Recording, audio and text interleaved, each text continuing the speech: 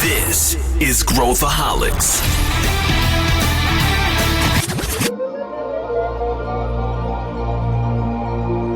This is Growthaholics.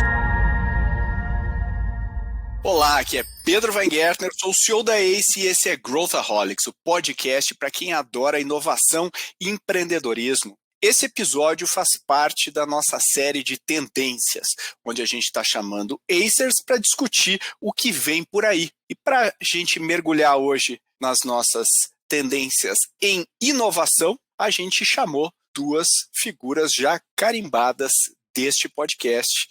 Luiz Gustavo Lima, seja muito bem-vindo novamente. Tudo bem, Pedro Weingärtner? É sempre um prazer, eu diria, inenarrável estar aqui com Milena Fonseca e com Vossa Senhoria. E você já deu spoiler, a nossa outra convidada é a Milena Fonseca, também formando com o LG a dupla dinâmica do Cortex. Bem-vinda, Milena. Oi, Pedro. Oi, LG. Sempre um prazer estar aqui com vocês. Boa, e hoje a gente vai falar do assunto que a gente gosta pouco, que a gente estuda pouco, que é a inovação. É o assunto que a gente mais gosta. E esse formato é um formato mais solto. A Babi me liberou aqui de ser entrevistador, não preciso entrevistar ninguém, que é libertadora a sensação aqui. E a gente vai só discutir as tendências e aí os nossos convidados propõem tendências e a gente discute cada uma delas. Vamos começar com a nossa primeira tendência do dia. Milena Fonseca, qual a nossa tendência que a gente aponta aí para 2022 e para frente em relação à inovação? A primeira é o fortalecimento do Open Innovation, né? Mas o Open Innovation, diferente do que a gente via até então, de ter programas de relacionamento de startups, mas muito mais focados para como que eu começo a me relacionar com startups para investir, para adquirir essas startups, para fortalecer laços a ponto de elas auxiliarem no movimento da minha corporação. Menos pelo relacionamento e mais pela execução e geração de resultados. O que a gente está vendo, então, pelo que eu estou entendendo o que está dizendo, é o próximo passo, né, do Open Innovation. A gente via muito isso, as empresas nos procurando. Não, eu sou da empresa tal e eu queria conhecer o portfólio da ACE porque eu estou querendo fazer uma parceria, estamos querendo fazer Open Innovation. Isso está dando lugar agora a deals concretos e as empresas realmente colocando joint ventures no mercado, que a gente está vendo um recorde aí de joint ventures sendo colocadas, tanto joint ventures com startups quanto joint ventures entre grandes corporações. A gente vê toda semana um número grande aí. E a gente também está vendo empresas entrando com muita intensidade nesse jogo de investimento, né, Mi? Colocando fundos grandes e tudo mais. E até um passo atrás, Pedro, como que isso entra na estratégia, de fato, da empresa? Então, quando a gente fala de transformação digital, muito se fala em cultura, muito se fala em processos, e agora o Open Innovation tem entrado muito como uma estratégia, e como que eu moldo a minha estratégia a partir disso, como que eu faço o meu planejamento e garanto a governança das minhas iniciativas de inovação. Não mais como iniciativas descoladas que apareciam dentro da companhia ou uma iniciativa apartada que ficava dentro do time de inovação, mas isso embedado em toda a estratégia da empresa, em todo o plano estratégico da empresa e as próprias estruturas organizacionais começando a se moldar para conseguir agregar essas novas formas de fazer inovação, né? Quando a gente vê esse grande guarda-chuva, sendo com startups ou sendo internamente, como você falou, como JVs, o que a gente vê é que o mercado está mais maduro, né? Então, se a gente pegasse no final do ano passado, a gente tinha ali 80% das empresas estavam num estágio muito inicial de inovação. E a gente começa a ver um amadurecimento dessas empresas. E outras empresas que antes ainda estavam começando a performar com as suas iniciativas, começando a entrar no modelo de ambidestria e até mesmo começar a criar suas próprias estruturas organizacionais apartadas ou até mesmo integradas para conseguir integrar a inovação e fazer a movimentação da corporação a partir dela, seja no seu negócio, seja em outros negócios. Dado que a gente está num formato mais aberto, mais conversativo, né? Não sei se existe essa palavra, mas você sabe uma coisa que eu gosto de pensar, até ouvindo vocês, é o seguinte: se a gente pegar os nossos clientes hoje a gente está com 131 clientes. A maioria desses clientes, ele começou com a gente inovação, né? Claro que tem alguns que já estavam mais andando, mas a maioria começou com a gente. Acho que tem um conhecimento que é comum no mundo corporativo, que é esse Open Innovation, que alguns CEOs falam, não, a gente já fazia isso desde dos anos 90, dos anos 2000, etc., que é esse Open Innovation de se relacionar, por exemplo, com as faculdades, com as universidades, com os parques tecnológicos, eventualmente até com as incubadoras de empresas de tecnologia de algumas universidades e tudo mais. Se a gente pegar essas mesmas empresas e pegar o líder da área de P&D, por exemplo, ele vai falar, olha, Eu faço aqui também o Open Innovation, porque eu me conecto com o meu ecossistema de matéria-prima, com o meu ecossistema de fornecedores. Eventualmente eu faço aqui alguns focus group, eu faço aqui reuniões com clientes, com fornecedores, eu junto essa turma toda. Enfim, o guarda-chuva de Open Innovation me parece que, como tendência, ele passa a ser definitivamente uma associação direta com conexão com startups. E dessa conexão com startups, baseado no que a Milena trouxe, a maturidade da empresa leva essa empresa para investir e, eventualmente, comprar, fazer o M&A e tudo mais. Então, do ponto de vista de tendência, estou organizando o raciocínio na minha cabeça, pelo menos dessa forma.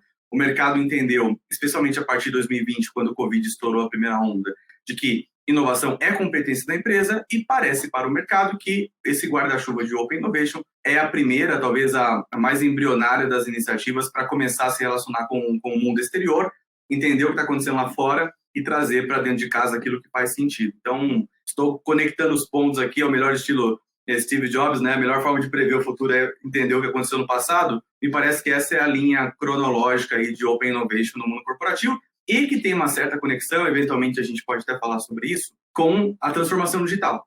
Por que eventualmente pode fazer sentido a gente conectar esses pontos?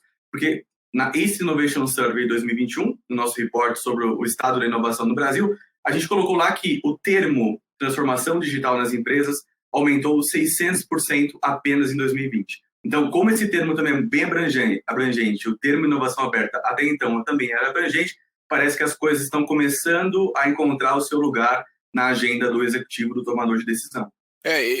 Eu acho que aquele sinônimo de inovação aberta que era contratar startups como fornecedoras das nossas áreas de negócio, que é como a maior parte das empresas estava praticando, que era uma atividade que, assim, como um programa de startups, pode ter algum benefício, mas ele é marginal assim, para o negócio, ele não é um negócio que é transformacional, talvez seja um negócio para testar, para aculturar. Serve para isso.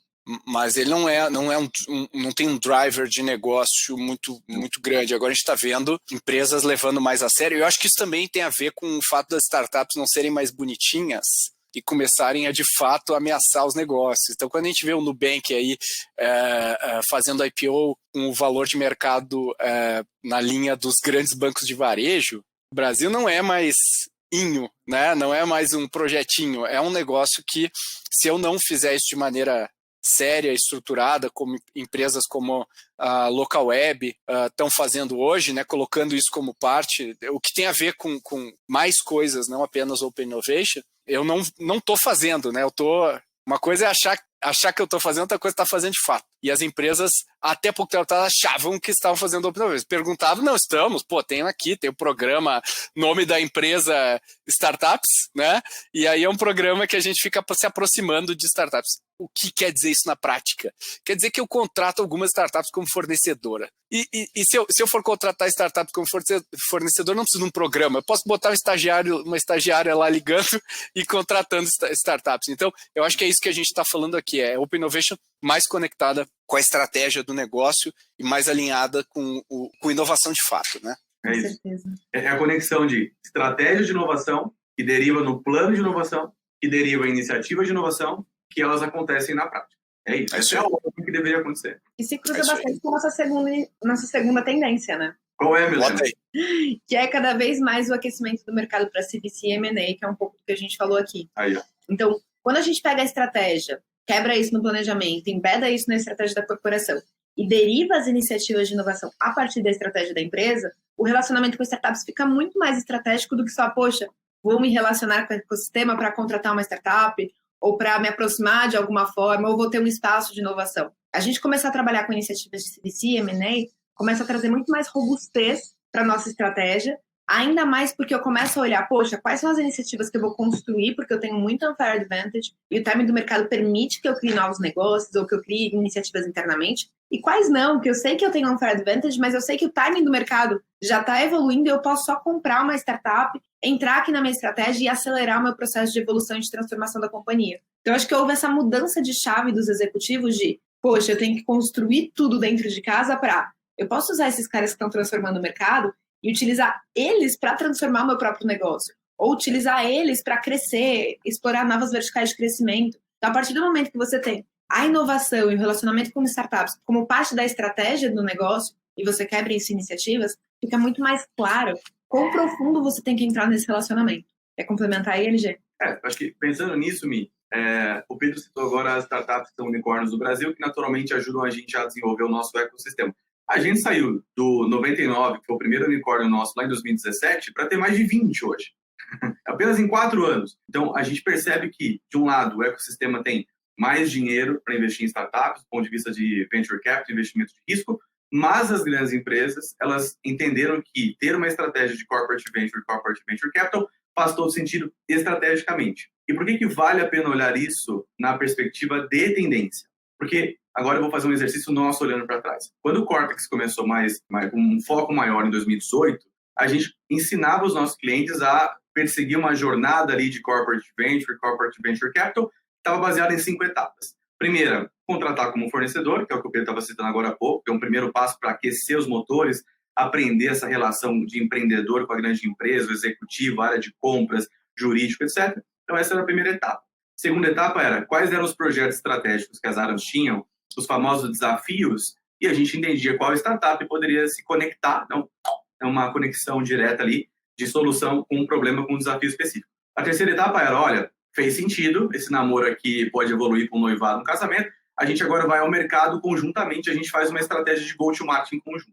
A quarta etapa era investir, de fato colocar dinheiro nessa etapa e aprender a fazer essa máquina girar do ponto de vista corporativo. E o quinto passo era o M&A, era fazer a aquisição daquela empresa. O que a gente vê em 2021 como esses sinais, e a gente entende como tendência para 2022, 2023 e tudo mais, é que não necessariamente essas empresas precisam percorrer os 5 passos. Por exemplo, o Pedro citou a LocalWeb. A LocalWeb tem uma estratégia clara, empresa de capital aberto na Bolsa, inclusive compartilhou recentemente os seus resultados do trimestre, que ela desenhou o ecossistema dela, onde ela quer estar na jornada do cliente dela, e ela foi comprando empresas e posicionando de uma maneira muito clara, muito estratégica, em cada ponto da jornada. Então, não necessariamente a LocalWeb precisou contratar como fornecedor, fazer um investimento, ficar por perto, mas dado a estratégia da companhia e a estratégia de inovação, o CVC, o Corporate Venture Capital, entrou como uma das modalidades de inovação estratégicas ali para a LocalWeb. Então, me parece que olhar essas coisas de forma integradas e estratégicas é o que a tendência aponta para a gente aqui. Eu acho que tem um ponto aqui, LG, que dá para agregar, é que não é um caminho ou outro, é um caminho e outro, Bem né? lembrado. Você tem uma startup muito imatura, que está muito inicial ali no pré-seed ou post antes da série A, eu preciso entender como que essa startup vai se comportar antes de fazer uma aquisição ou investimento mais robusto. É o caso da empresa que é gigante e ela fala assim, olha, eu já tive programas com startups aqui que não deram resultado.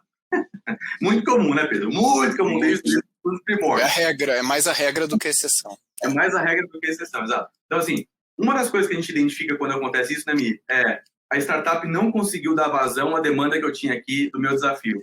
Me parece óbvio olhando para trás, mas se colocando no lugar do executivo, era difícil dele entender que startup tem também um grau de maturidade diferente, os empreendedores têm um grau de maturidade diferente, o produto tem a etapa de encontrar o problema que vai resolver, encontrar a melhor solução, melhor canal de distribuição, product market fit, etc, etc, etc. Então, isso também tem a ver com a maturidade do executivo de entender a maturidade dele como companhia e a maturidade da startup, do empreendedor como parceiro de negócio.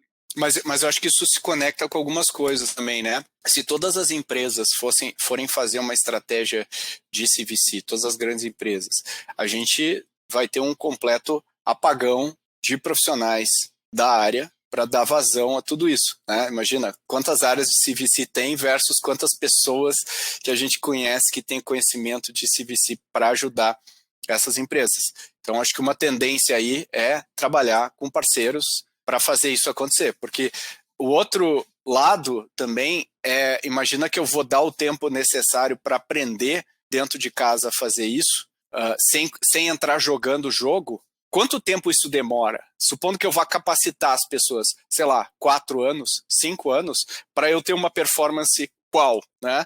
Então, acho que isso é um ponto dessa tendência que as empresas têm que se preparar.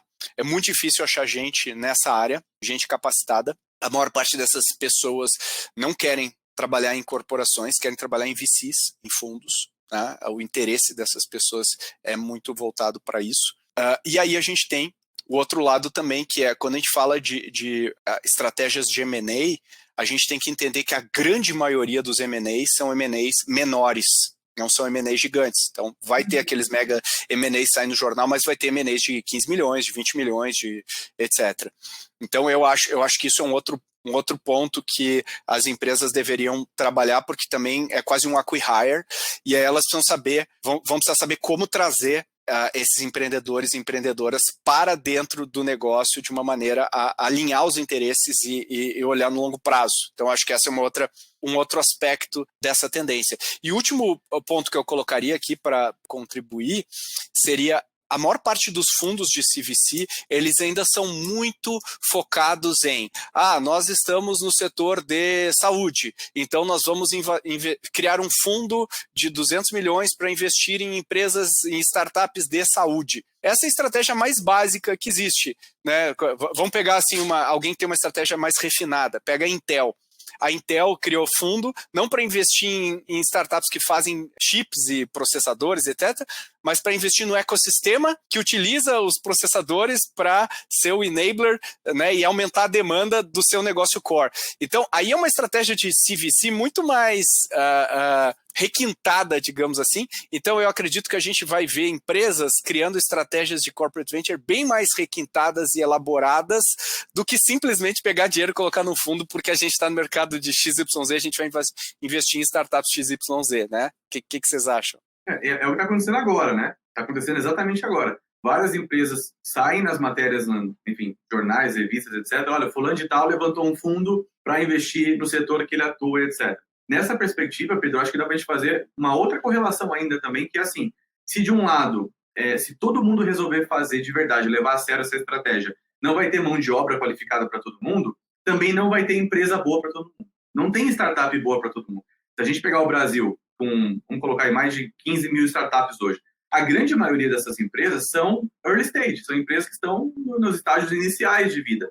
E as maiores empresas, as empresas que estão em desenvolvimento, elas são disputadas pelos VCs. Então, vira aqui uma briga, é um oceano vermelho de investimento. Que tem os fundos querendo colocar dinheiro, tem as empresas querendo colocar dinheiro e tem os próprios empreendedores com mais opções de produtos financeiros no mercado à sua disposição para colocar dinheiro no negócio. Então, os dois lados são verdadeiros e aí, naturalmente, a empresa que está pensando em fazer isso acontecer na prática precisa expandir o raciocínio para uma das tendências que a gente vai falar aqui daqui a pouco também, que tem a ver com novos negócios. Então, se existem empresas no mercado, empresas boas que pode fazer sentido, ok, o fundo vai contemplar, faz parte da estratégia, tanto no pilar de aquisição estratégica quanto no pilar de aquisição estratégica para o lado financeiro, mas também me parece que essa tendência se conecta com uma outra que a Milena vai falar daqui a pouco, que é a criação de novos negócios. Bom, Milena, acho que você virou a plataforma das tendências, né? Exatamente. Eu queria desse podcast, eu estou entrevistando vocês. É verdade, tu é a trendsetter aqui, né? Então, já que tu já assumiu esse papel aí, manda a próxima. Legal. Acho que a terceira tendência que a gente fala bastante entra um pouco nisso que a gente falou, mas entra também na estrutura das próprias empresas, que é como que eu consigo garantir que eu tenha profissionais capacitados o suficiente para tocar essas iniciativas, para adotar a transformação cultural e para conseguir viver nesse ambiente dúbio, muitas vezes, que é, poxa, eu estou numa corporação que é ainda hierárquica, mas ao mesmo tempo tem startups entrando todo o tempo,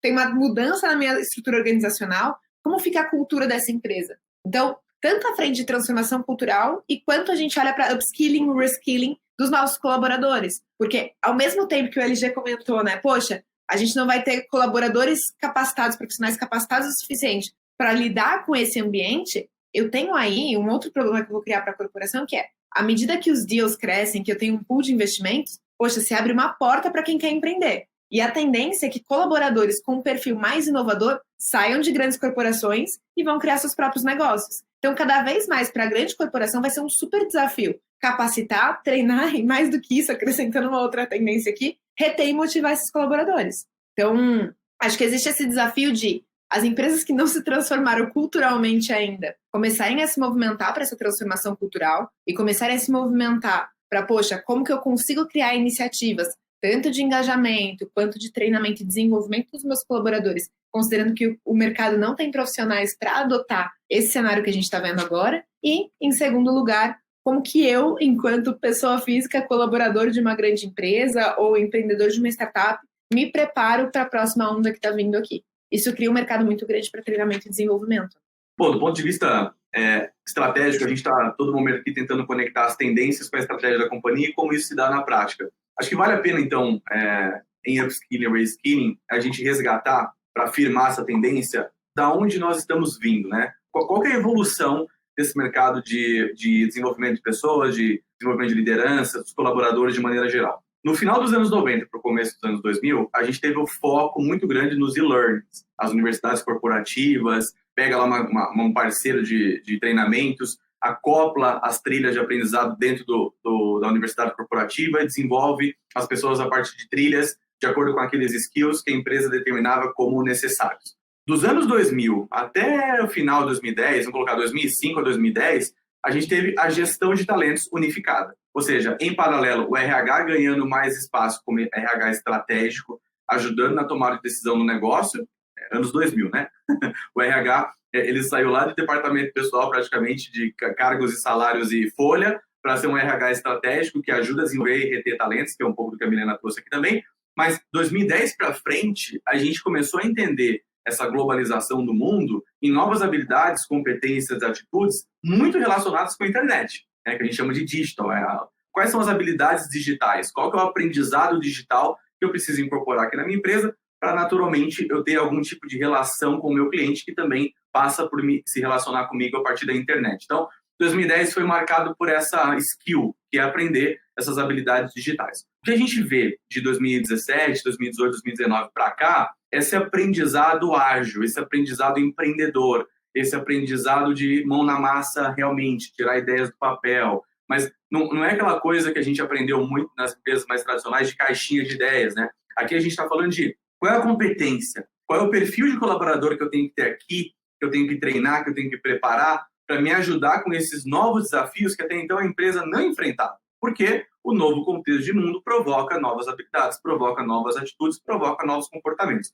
Então, a linha histórica e lógica dessa tendência de upskilling e reskilling vem disso. Agora, hoje, a gente não fala mais do colaborador vestir a camisa da empresa como falava nos anos 90. O que a gente fala agora é, vem empreender com a gente. Inclusive, alguns programas de trainees este ano foram para a televisão com propagandas desse tipo. Olha, nós somos uma empresa de tecnologia, vem empreender, venha dar suas ideias e tirar ideias do papel aqui no nosso ambiente inovador, ágil, tecnológico e tudo mais. Então, não tem cargo, não tem salário, não tem crachá que resista à necessidade de se desenvolver uma nova mentalidade, uma nova forma de trabalho, aprender novas ferramentas, novas metodologias, especialmente um novo modelo mental para um novo mercado de trabalho. Essa é a correlação que eu faço aqui, Pedro. Eu acho que o que a gente tem que pensar aqui é que a universidade corporativa não funciona. A gente já sabe que ela não funciona. Até porque a universidade também não funciona. Então a gente pegou o modelo da universidade e transpôs para um ambiente corporativo e a gente vê que as pessoas aprendem on the job, né? A grande maioria das pessoas aprendem on the job com raras exceções. Qual que é o problema? Para o movimento que as empresas querem fazer, a maioria não tem o skill necessário dentro de casa para fazer isso. Então elas vão ter que fazer novas estratégias de reskilling, né, dos seus colaboradores e, ao mesmo tempo, meio que reinventar, porque do jeito que a gente, né, e o RH na maior parte do mercado, né, o RH ele não trabalha baseado em evidências, né? Assim, não é uma área que trabalha baseada em evidências na sua grande maioria, com raras. Agora. Precisa trabalhar. Então ele precisa começar a entender o que funciona, o que não funciona, começar a fazer experimentos, começar a testar e largar os dogmas de RH que, né, as pessoas não pararam de questionar por que a gente usa esse método e tentar entender que métodos que podem realmente funcionar. E a gente está vendo agora uma onda de startups que se plugam nas grandes corporações, por exemplo, como a Gama, né, e começam a virar ali o pulmão de feeder de talentos para dentro da empresa e ajudando a capacitar a mão de obra. E acho que as empresas estão cada vez mais assumindo a responsabilidade por capacitar ponta a ponta, uma vez que as universidades não estão cumprindo mais esse job já há muitos anos. Então, claramente a gente tem que reinventar a maneira de capacitar as pessoas. Inclusive, a gente vai ter um episódio de tendências sobre pessoas. Não perca, a gente vai ter em breve um episódio sobre esse tema. O que você acha, Milena, sobre isso? Não, acho que se o profissional de tecnologia estava caro até então, é porque a galera ainda não viu todos os níveis de competência que as pessoas precisam ter agora nos próximos anos. E acho que esse é só um primeiro passo, né? E toda a estrutura de treinamentos, diferente da universidade corporativa tradicional que a gente vê hoje, se torna algo muito core para as empresas, porque comprar competências vai se tornar cada vez mais caro. Então, se eu comprar uma competência cada vez mais cara, eu preciso desenvolver de forma muito rápida os colaboradores que estão dentro de casa hoje. Eu acho que esse vai ser o principal trade-off dos líderes, principalmente quando a gente olha para o nível de liderança, né? Se a gente tinha aí, esse ano, 1 em cada 10 profissionais só preparados para a transformação digital, a gente precisa entender uma forma de desenvolver os outros 9 e desenvolver de forma ágil, de forma rápida e de forma estruturada, para que isso permeie toda a organização.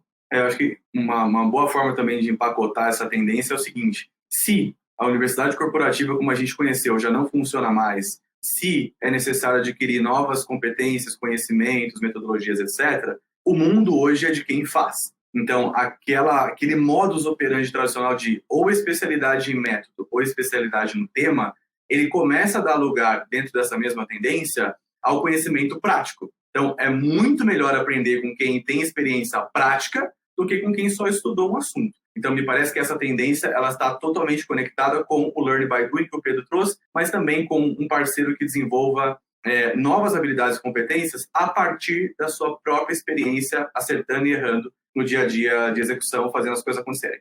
E tem bastante lifelong learning, que a gente já teve um podcast aqui só sobre isso, né? Então, acho que as coisas se cruzam muito.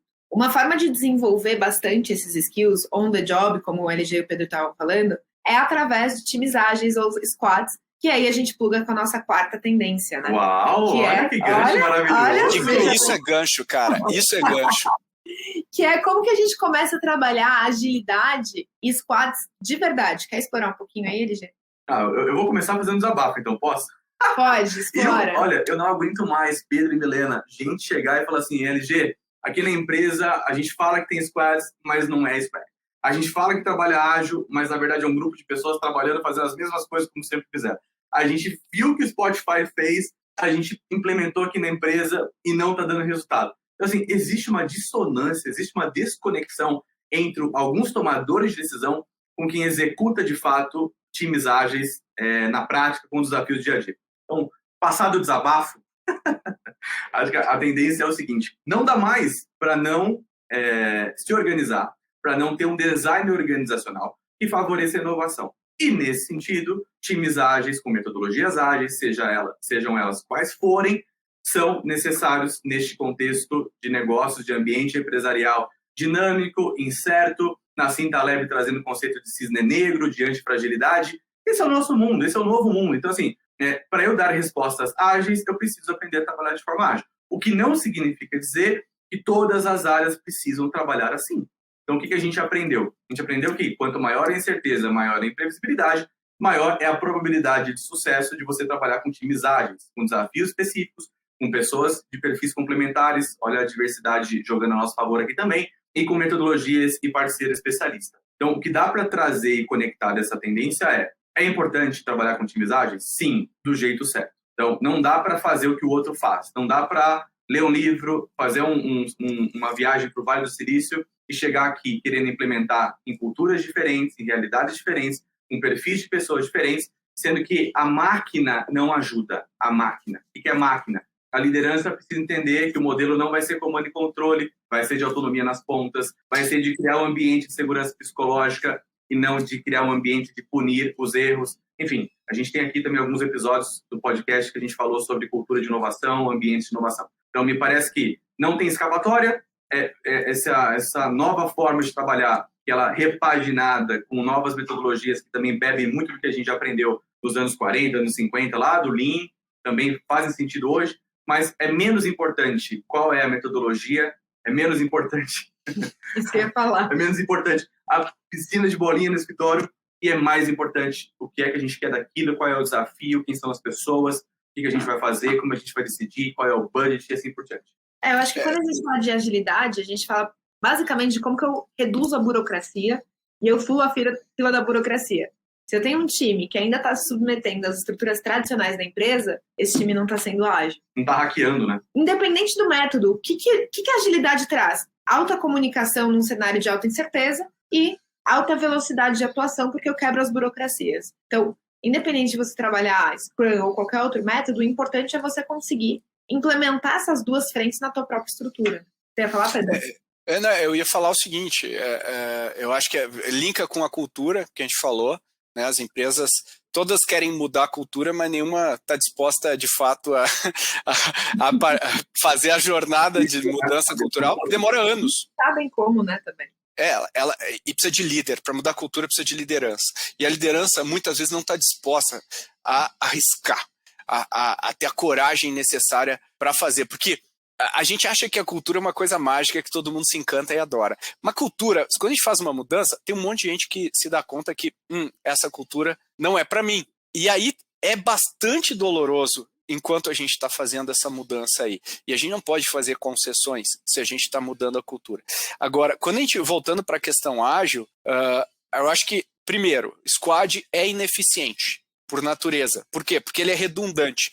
Então, se eu escolher squadificar toda a minha empresa, o meu custo vai aumentar e eu vou ser mais ineficiente. Squad serve para cenários de grande incerteza ou de maior incerteza. Então, eu tenho que saber dosar o remédio, saber onde colocar e saber quem colocar nos meus squads. Eu também já ouvi, assim como LG, muita gente chegando, não, agora eu não sei, eu faço parte de uma tribo.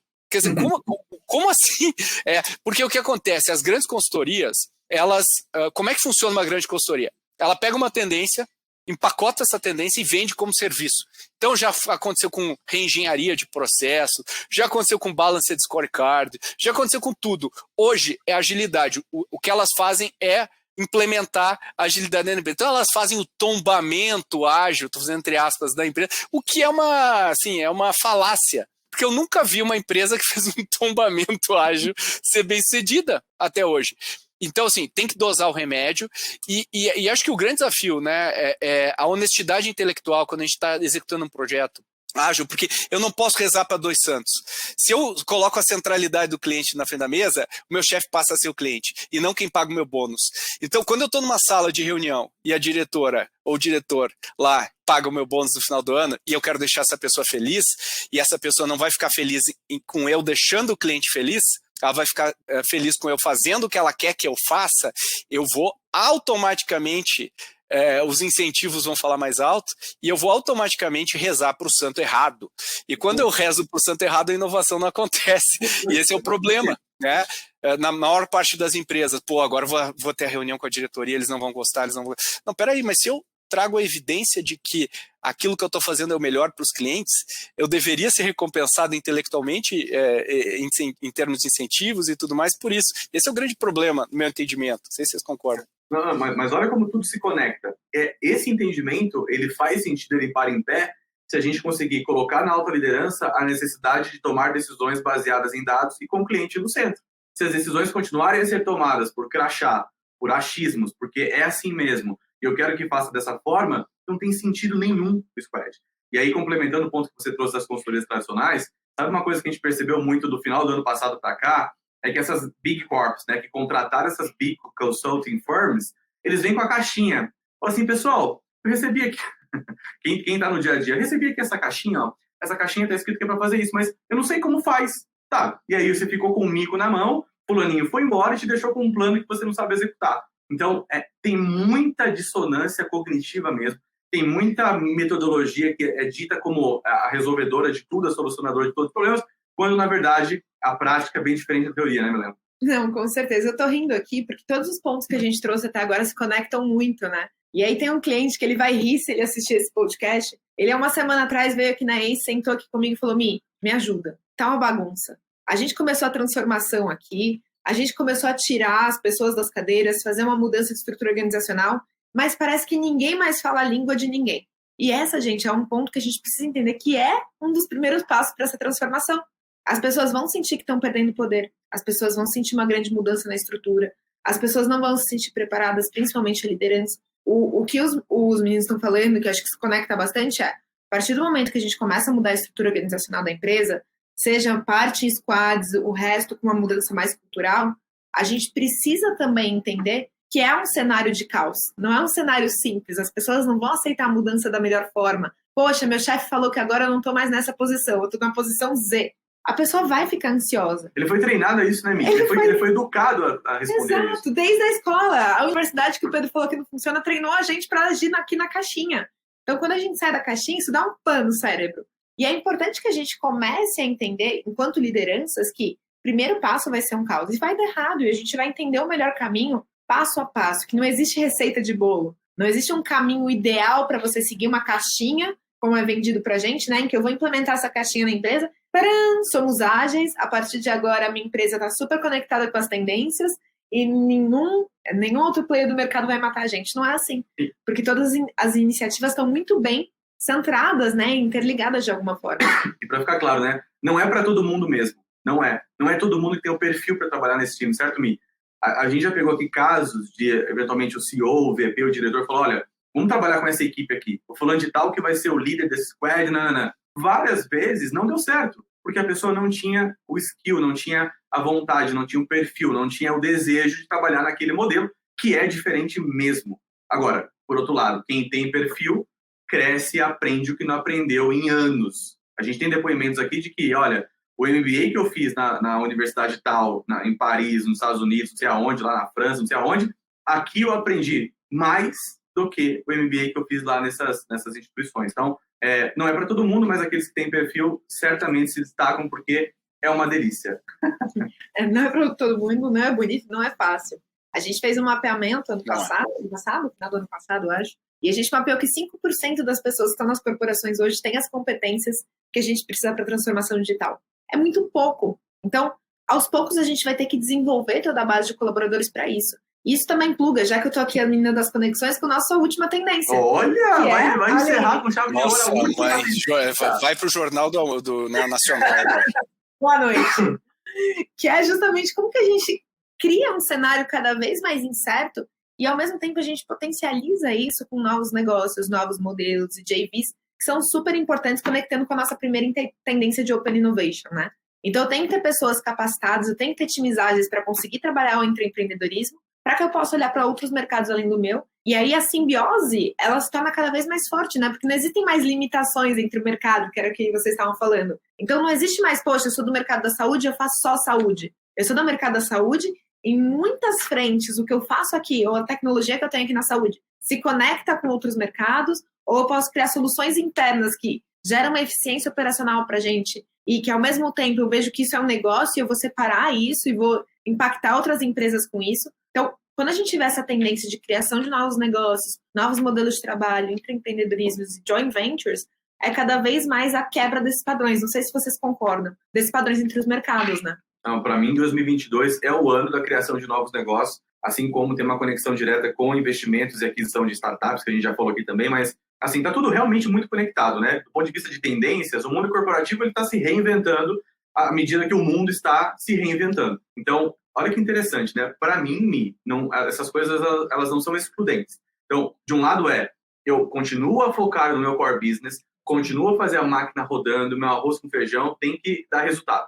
Ao mesmo tempo que eu também tenho uma estratégia de inovação que me permite ter iniciativas de Open Innovation, que me permite treinar os colaboradores e que me permitem criar novos negócios a partir de programas de intraempreendedorismo que, by the way, também ajudam a transformar a cultura. Então, olha como está realmente tudo integrado. E do ponto de vista de criação de negócio, por que eu acredito tanto nisso? Porque o mundo é de quem faz, o mundo é do empreendedor, o mundo é do executivo que entende que ele precisa ir além do crachá dele de tomador de decisão, ele precisa também olhar para as adjacências e intersecções ali dos negócios. Então, criar novos negócios do zero, ou criar negócios em parcerias com, eventualmente, até concorrentes, ou então parceiros estratégicos realmente, que a gente pode chamar de sociedades ou joint ventures. Trazer M&A para essa conversa, pegar colaboradores que têm o perfil, colocar esses colaboradores para liderar iniciativas, para que eles sejam os CEOs dessas novas iniciativas, que vão levar para essas novas empresas a cultura de onde ele já está e vai criar coisas novas que vão naturalmente gerar valor para a companhia de maneira geral. Então, para mim, essa tendência, ela ainda ela tem sinais, ainda não tão fortes quanto Open Innovation, transformação digital, mas a gente percebe com bastante clareza que 2022, 2023 e assim por diante, a gente vai ter uma avalanche de novos negócios sendo criados ao melhor estilo Amazon, ao melhor estilo Google ou qualquer outra empresa mais inovadora da nossa época. Só para encerrar o raciocínio, por que eu falo da nossa época? Porque GE, General Electric, é um dos grandes conglomerados industriais do mundo que mostraram para a gente que dava para ter muitos negócios embaixo de um guarda-chuva. Procter & Gamble, Unilever, por exemplo, como casas de marcas, mostraram para a gente que dá para ter muitas marcas embaixo de um guarda-chuva. O que a Amazon está mostrando, que o Google via Alphabet mostram, é que dá para ter negócios desde carros autônomos até YouTube. Que dá para vender livro até vender cloud, que é a AWS. Então, me parece que, de agora em diante, essa linha de inovação, essa nova forma de fazer inovação, ela entra definitivamente na agenda do executivo. Boa! Bom, com isso, Milena, agora eu vou cumprir o papel aqui de mestre de cerimônias macro e vou encerrar aqui o nosso debate. Eu acho que a gente mapeou tendências muito fortes. Eu acho que são tendências que eu recomendaria a todos os executivos olhar com muito carinho, porque elas vão separar as empresas das que conseguem ganhar a briga das que não conseguem nos próximos anos. E com isso agradeço imensamente os meus dois debatedores. Milena, obrigado pelos insights e principalmente pela sua mediação hoje. Um episódio caótico para um futuro caótico, não é mesmo? Obrigada, Pedro. Boa. E Luiz Gustavo Lima, muito obrigado novamente pela sua participação. Obrigado, Peter. Obrigado, Milena. Adorei. E agora é fazer, pessoal. Transformar essas tendências em realidade e principalmente dar resultado. Boa. E muito obrigado para você que está nos ouvindo. Espero que você tenha gostado deste episódio. Essa é uma série de tendências que a gente está fazendo em paralelo aos episódios tradicionais aqui do Growthaholics. Se você gosta desses episódios e tem outros insights para mandar para a gente, mande para podcast@goace.vc. A gente adora receber as suas mensagens e compartilhe nas mídias sociais. Valeu e até a próxima! This is Growthaholics.